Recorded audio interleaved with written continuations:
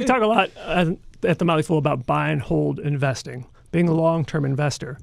If things change fast and it's getting faster, how does that change that investing mindset? If you have a company that has come up with a certain technology, but management changes, the technology could be obsolete, do you think differently in terms of how long you can hold on to a stock?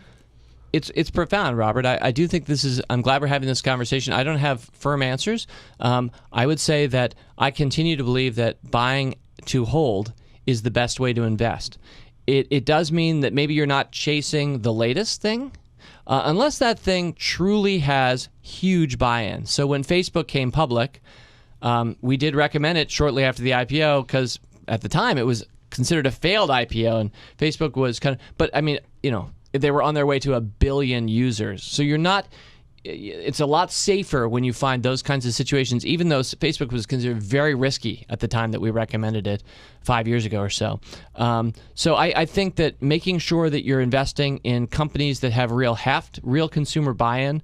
I was talking with Chris Hill, the now increasingly famous Chris Hill, earlier today in the office, and Chris was talking about which should I value more, Amazon Prime or Amazon Web Services? Like, which is, if you could only have one or the other? And I said I would take Amazon Prime because I much favor this portion of the company that has 38% of America's households buying as customers than Web Services, where you have it's just a B2B business, many fewer buyers. So I love companies that have tons of buyers. That's why I liked Amazon very early on as a stock, because even though it was just books online at the time, they had such traction for what they were doing.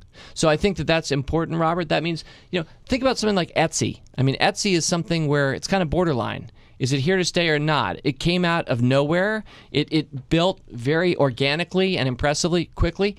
It IPO'd about a year ago. It's down about 80% from where it IPO'd. It's still about an $800 million company, but these are the kinds of companies where it's kind of caught in the middle. I can't tell. I haven't recommended Etsy. I've recommended some other stocks that have gotten crushed, kind of like that. GoPro is an example in Rule Breakers. But I think that the Googles, the Netflixes, the Amazons, increasingly finding the ones that are definitely going to be around 10 years makes me comfortable for my buy-to-hold approach.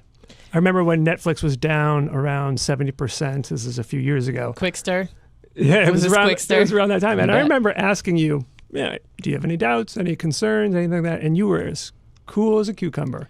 I mean, you had your analytical concerns, but it did not bother you at all, it seemed to me, that it was down so much. Yeah.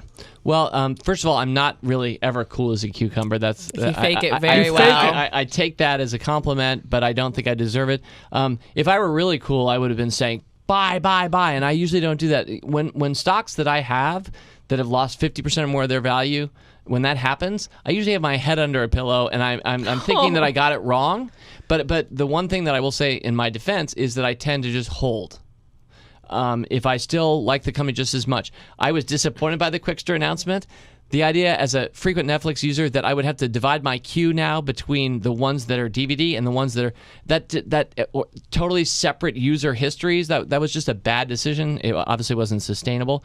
It did create a great buying opportunity for braver people than me, but we had recommended it 7 years before that, and we were just patiently holding, and our cost today is about $2 a share. So with the stock at 109, we've done really well by being incredibly lazy. Right? Well, I remember that when that Quickster thing happened, because the whole office was a buzz, because this is a stock that we love at Motley Fool. And I was surprised at how many, there was a few analysts who were like, no, Netflix is done. This is it. I was like, what? How is this possible? Some people were ready to turn tail and abandon Netflix just because of that Quickster thing. Well, it wasn't just our analysts. I mean, there were a lot of people outside Fool HQ who thought that. And certainly the stock lost 75% of its value in less than a year. So, I mean, that can happen.